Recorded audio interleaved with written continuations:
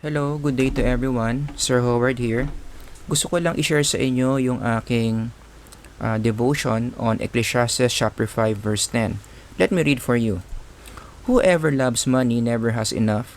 Whoever loves wealth is never satisfied with their income. This too is meaningless. Alam nyo, nung binasa ko to, meron akong dalawang points na gusto kong i-emphasize in relation to the Bible verse, no? Number 1, pinapakita sa atin nung passage that love of earthly things is possible.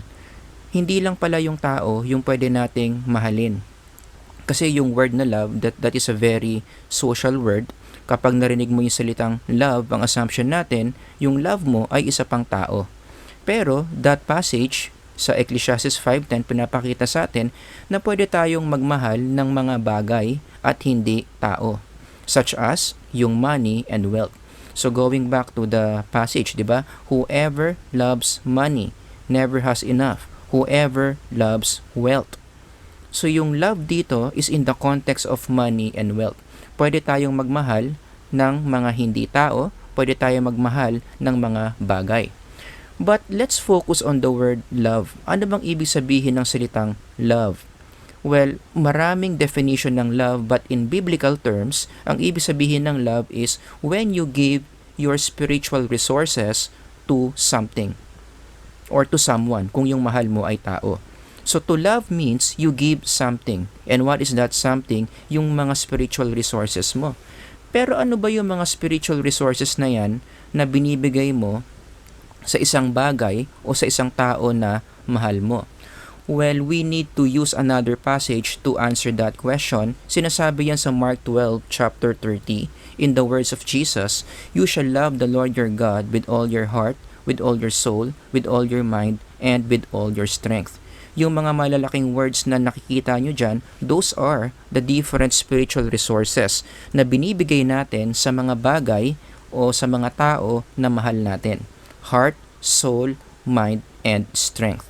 Yan ang kahulugan ng salitang love in biblical terms. You give these resources, these spiritual resources to the object of your love.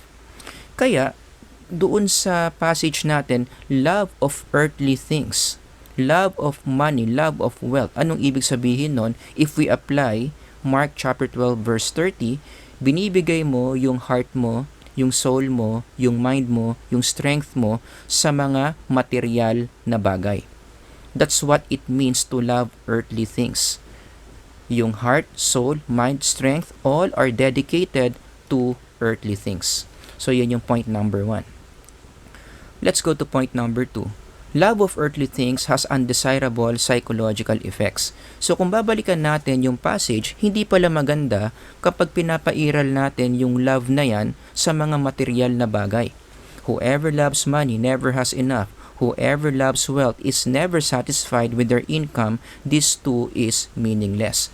So ano raw yung mga hindi magagandang psychological effects ng love for money and wealth? Nakalagay dyan, ang linaw-linaw, never has enough, never satisfied, meaninglessness. Sa konteksto ng Ecclesiastes, pag sinabi mong meaninglessness, ibig sabihin wala tayong spiritual value na nakukuha. Empty. So kapag minamahal mo yung mga bagay dito sa mundo, ang nangyayari, feeling natin it's not enough, we are not satisfied in life, at walang nakukuhang magagandang bagay yung ating mga espiritu. Okay, so yun yung ibig sabihin ng point number 2. Kaya naman, even Jesus himself, no? Si Jesus alam niya na hindi maganda ang epekto ng pagmamahal sa mga earthly things. Pinagbawal niya yan eh. Let's jump to Matthew chapter 6. Sinabi ni Jesus, no? Do not store up for yourselves treasures on earth where moth and rust destroy and where thieves break in and steal. Bakit bawal? Kasi alam niya na hindi maganda sa ating psychological condition kapag minamahal natin yung mga earthly things such as money and wealth.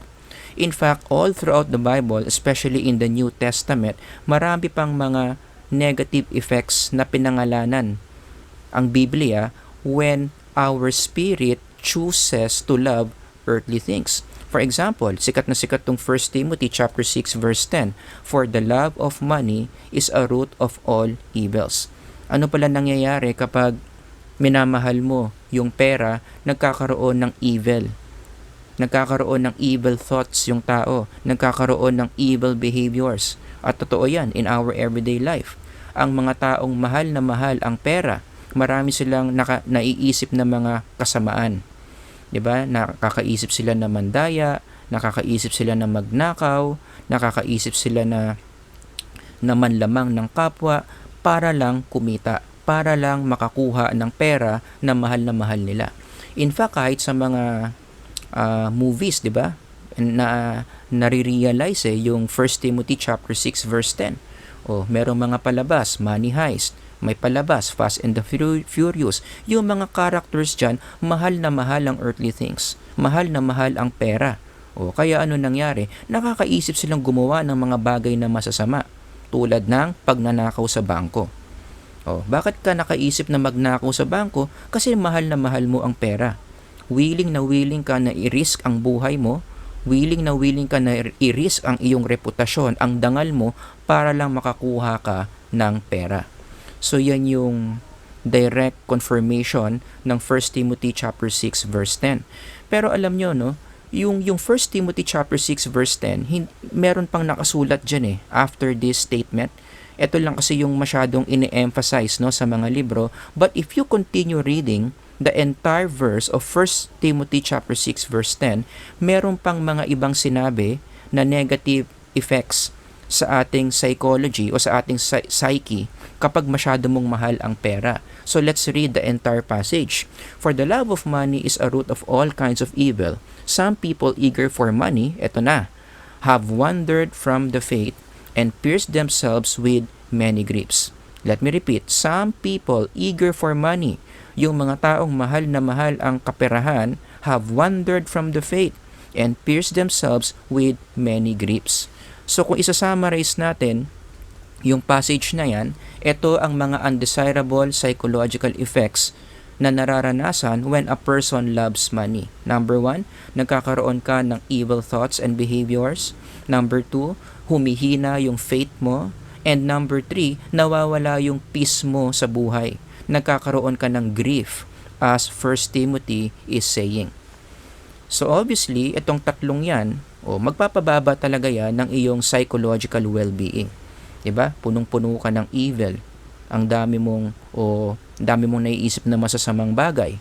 'Di ba? Ginagawan mo na masama yung kapwa mo, humihina yung faith mo at nawawala yung iyong peace, yung iyong kapayapaan sa iyong sarili. Bakit? Ano ang root cause niyan? Because of love of money.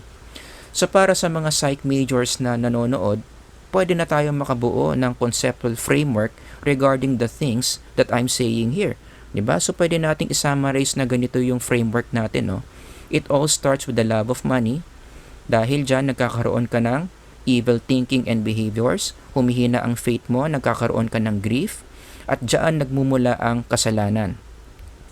Every evil thinking and behavior that you apply, that you entertain in your spirit, diyan ngayon nagmumula yung kasalanan. And spiritually speaking, sin, ang pinaka-epekto niyan sa psyche natin, hindi maganda. Nagkakaroon tayo ng negative and unpleasant spiritual effects.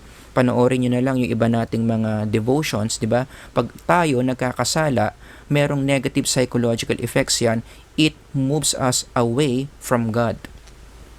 At kapag yung ating spirit na layo sa Diyos because of the sin, nagkakaroon tayo ng loss or absence of spiritual fruits na sinasabi sa John chapter 15 verse 5. Let's read.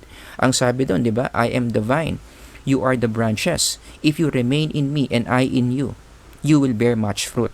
Pero emphasize natin yung kabaliktaran nun. Apart from me, kapag nalayo ka sa Diyos dahil sa kasalanan, you can do nothing. Hindi ka mamumunga. Ano ba yung mga bunga na yon na nawawala dahil sa iyong sin na nagmula sa love of money? Nako, magagandang mga bagay ang nawawala sa atin. Galatians, fruits of the Spirit. Ano raw yon? Love, joy, peace, patience, kindness, goodness, faithfulness, gentleness, and self-control. Yang mga bagay na yan sana yung magpapataas ng iyong psychological well-being. Pero dahil nga sa kasalanan, na nagmula sa iyong love for money, those are the things that we miss. Kaya siguradong bagsak ang psychological well-being ng isang tao kapag meron siyang love of money. Hindi niya nararanasan yung fruits of the Spirit. Medyo mahaba yung sinabi ko doon sa previous slide, no? Pero kung mas pasisimplihin na lang natin, super summary of this framework, para din hindi kayo maligaw ng iniisip, ito lang ang sinasabi natin dyan.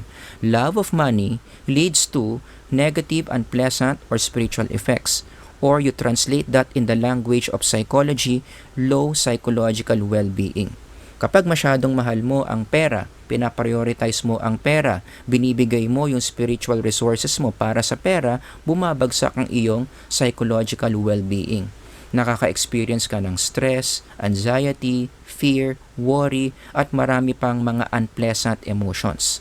Kaya naman si King Solomon yung nagsulat ng Ecclesiastes, na-realize niya yan First hand, naranasan niya yung mahalin niya ang pera at naranasan niya yung pagbagsak ng kanyang psychological well-being. Kaya nga na-realize niya sa chapter 5 verse 12, Ecclesiastes, the sleep of a laborer is sweet, whether he eats little or much, but the abundance of a rich man permits him no sleep. Sa konteksto ng Ecclesiastes, yung rich man, yung mayaman, ito yung mga tao na mahal ang pera. So na-realize ni Solomon, based on his own experience, kapag mahal mo ang pera, talagang nawawalan ka ng peace sa buhay. To the point na pati yung iyong pagtulog, nakalagay dyan, pati yung iyong pagtulog naaapektuhan. So hindi talaga maganda ang love of money for our psychological well-being. Now, let's translate these things we're talking about in the field of psychology. Sa Biblia, yung tinatawag nating love of money, you translate that in the language of psychological research, ito yung tinatawag nating materialism. And if you will check the literature on materialism in the field of psychology, this is a very busy area of research. Marami ng mga psychologists ang pinag-aralan ng matindi kung ano ba ang epekto ng materialism sa psychological condition ng tao. And in summary, out of these hundreds of studies about materialism, hindi talaga maganda ang materialism sa ating psychological condition. Consider this study by Sir G. et al. Ang nakita nila sa pag-aaral na ito, yung materialism, nagpapabagsak pala yan ng life satisfaction. I want you to focus on that word, life satisfaction. Isa yan sa mga pinakaunang pangit na epekto ng materialism. Bagsak ang life satisfaction mo. Hindi ka nakokontento. And this sounds familiar. Diba? Kailan natin huling nabasa yung salitang satisfaction doon sa verse na inaaral natin ngayon? Whoever loves money never has enough. Yung salitang never has enough, ibig sabihin low life satisfaction. Whoever loves wealth is never satisfied with their income. Bagsak ang life satisfaction ng mga taong mahal na mahal ang pera. So this scientific literature confirms what Ecclesiastes chapter 5 verse 10 is saying. In another study by Burroughs and Rindfleisch, nakita nila na hindi talaga tugma yung materialism and well-being. Kapag masyadong mataas ang materialism mo, mahal mo ang mundo, mahal mo yung mga material things, bumabagsak ang well-being ng tao. Merong mga psychologists na anti-Bible, ang sinasabi nila, hindi naman causal ang relationship niyan. The relationship is correlational. Ibig sabihin, pag sinabi mong correlational, yung relationship, you don't know which causes which. Are they materialist, kaya bumagsak yung kanilang well-being? Or bagsak ang kanilang well-being, kaya sila naging materialist? Pero kung babasahin mo pa yung maraming researches on materialism, malalaman mo na causal naman talaga ang relationship niyan. That materialism causes people to have lower well-being. Halimbawa, sa pag-aaral ni Tim Kasser et al. Nakita nila na meron talagang causal effect ang materialism sa well-being. In the laboratory, talagang kinontrol nila yung level of materialism ng tao at tinignan nila kung ano ang magiging epekto nun sa kanilang well-being. And what did they find out? Kapag ginagalaw nila yung materialism in the laboratory, meron silang ways dyan kung paano minamanipulate yung materialism, gumagalaw din yung well-being. Specifically, kapag dinadagdagan nila yung materialism ng tao, kapag pinapalakas nila yung materialism, yung kanilang well-being bumabagsak. On the other hand, kapag pinapahina naman nila yung materialism ng tao, yung kanilang well-being ay tumataas. So, ano na yan, no? Concluded na yan, established na yan, that there is a causal relationship between materialism and psychological well-being. Materialism causes poor well-being. So, hindi talaga maganda ang materialism sa ating psychological well-being. So, after everything that we discussed on materialism and love for money, isang application lang naman yung pwede nating matutunan from this devotion. Okay? We need to develop the spiritual skill of immaterialism. Yan yung kabaliktaran ng materialism, immaterialism. Ano ang definition ng immaterialism? This is your ability not to love, not to pursue, not to prioritize material things. Let me repeat. Kung gusto mong i-apply yung immaterialism, dapat papraktisin mo yung sarili mo na huwag mahalin, huwag habulin, huwag unahin yung mga bagay na material. And the first thing you need to know about immaterialism, it is possible to develop this skill.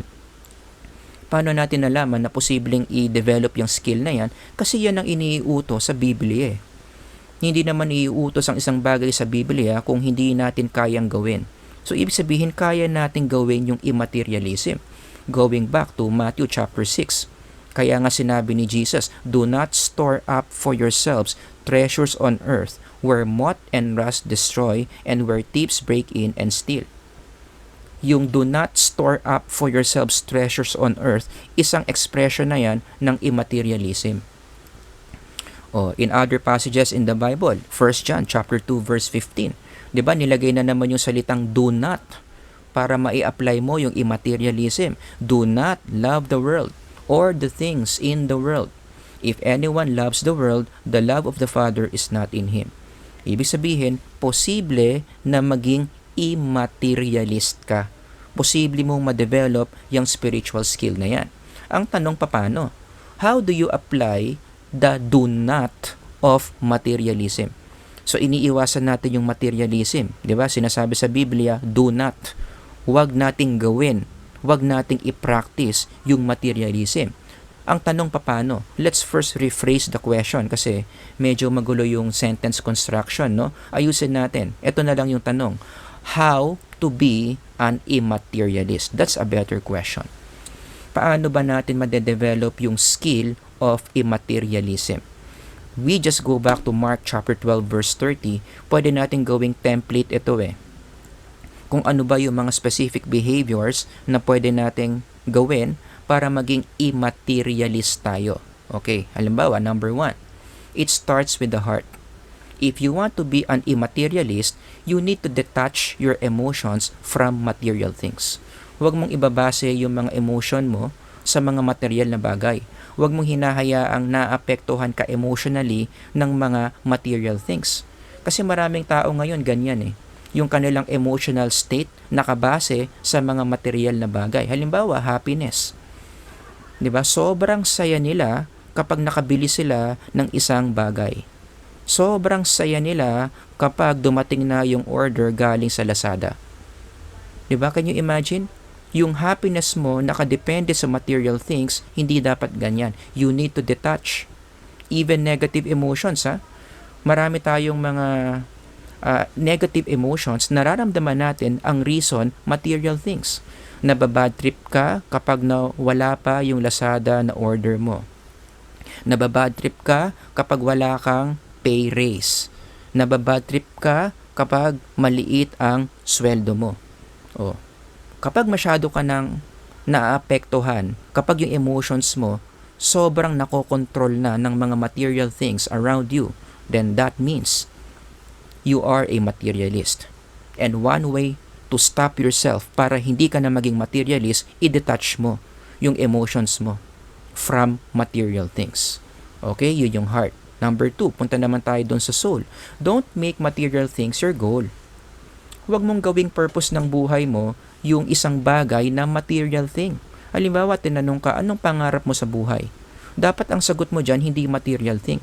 Maraming tao ngayon na materyoso, ang pangarap sa buhay ay makabili ng isang material na bagay. Ang pangarap daw niya sa buhay ay makabili ng bahay, makabili ng kotse, makapunta sa ganitong country. I have nothing against that. Okay lang naman na parte yon ng iyong goal sa buhay, pero hindi yun yung major goal mo. Hindi yun yung pinaka-essence ng existence mo. Hindi yun yung pinaka-reason kung bakit ka nagtatrabaho. Diba? Yung salitang pwede na akong mamatay, naku, maraming nagsasabi niyan ha. Nakabili na raw siya ng bahay kaya pwede na raw siyang mamatay.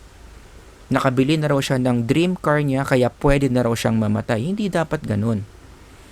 Yung pinaka-goal mo sa buhay, yung pinaka-purpose mo sa buhay, dapat immaterial. Pinaka-goal mo sa buhay is to worship God, is to help the needy. Ganun dapat. Hindi yung goals mo sa buhay, mga material things. That's what it means. That's how you do it.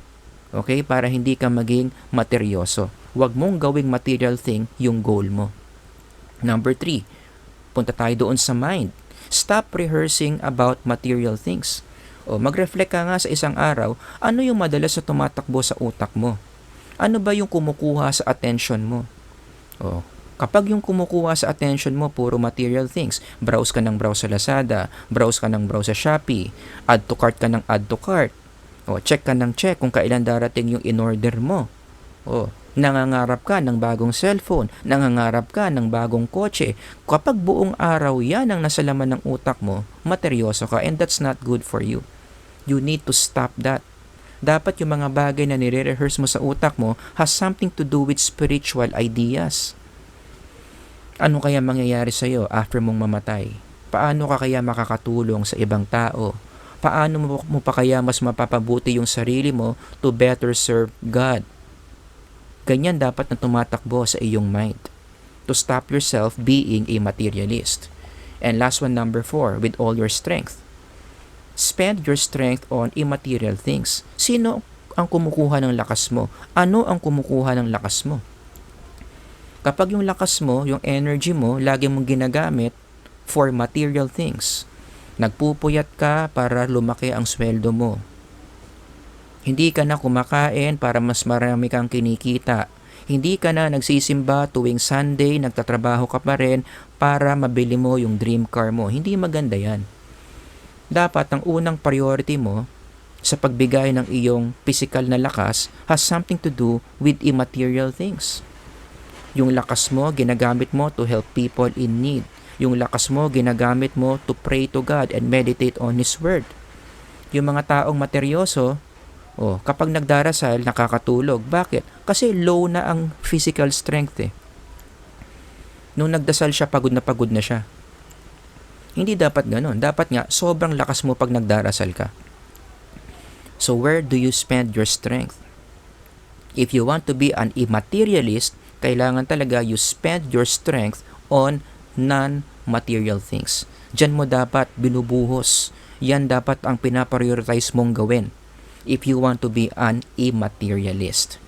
Okay, so some of the takeaways na pwede nating matutunan before we end this video on Ecclesiastes 5:10. Number 1, materialism is bad for our psychological well-being. Sorry, typo. Materialism is bad for our psychological well-being. Hindi talaga maganda yan. Kaya kapag napapansin mo na materyoso ka, materialist ka, kailangan talaga gawan mo na ng paraan yan. You stop yourself from being a materialist. Number 2, we can choose not to be a materialist and be a materialist. We can choose not to be a materialist or be a materialist. Nasa choice naman natin yan Kung ikaw ba ay magiging materyoso o hindi, ikaw ang gagawa ng choice. And I hope you make the right choice. Based sa mga sinabi ko ngayon, sana ma-realize mo that it makes more psychological sense. It's better for your psychological health to choose not to be a materialist. And number 3, how do you do that? You put your heart, soul, mind, strength to the immaterial things. And you stop putting your heart, soul, mind, and strength to the material things. Ganun lang kasimple. Alright, so I hope this video help you sa pag-iintindi ng isang passage in the Bible in relation to psychological science. If you know anyone na materyoso at kailangan niyang marinig to, don't hesitate to share this video. Until next time, thank you for listening. Sir Howard here. God bless.